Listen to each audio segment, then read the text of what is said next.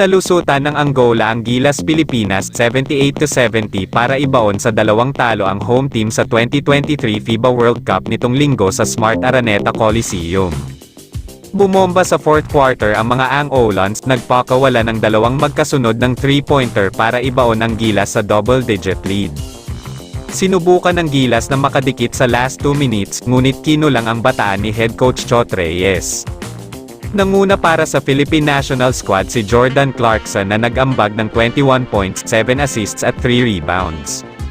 Habang sa Angola naman, nasandigan si Gerson Goncalves na may 17th markers, bumuhos ng 4 na 3-pointer. Sumikip ang daan ng Gilas Pilipinas sa second round ng FIBA World Cup 2023 matapos umpisahan ang torneo sa 87-81 loss sa Dominican Republic.